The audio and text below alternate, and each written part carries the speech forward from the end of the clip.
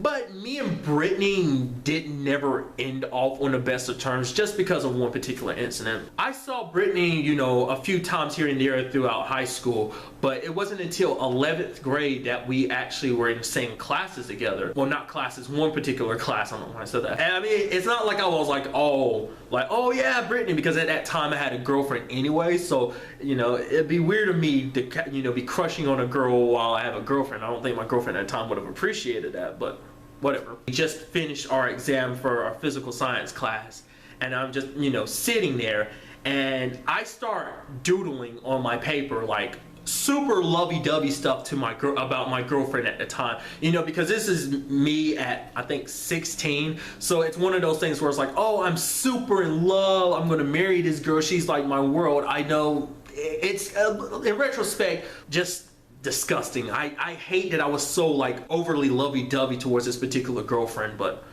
whatever.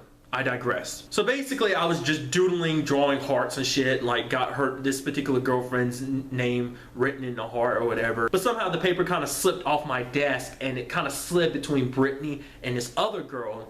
And they both picked it up and they both kind of looked down at the floor at it and they were kind of reading it. And then all of a sudden they both look at me and they start laughing. They were kind of like making fun of the fact is that I like did that, and that just kind of broke me on the inside. I was just like super embarrassed about it, but at the same time, because it's like I had this image in my head that Brittany's this super nice person, and then she kind of turns around and makes fun of me, and that just kind of, after that moment, she was kind of forever on my fuck you list. Not in a sexual sense, as in the middle finger, like go fuck yourself because you suck. And I think my reasoning at the time for feeling like that was because, you know, I've been made fun of, but that's usually, it'd always been a dude thing. It'd always been like dudes who make fun of me. Rarely had it ever been females that had ever made fun of me.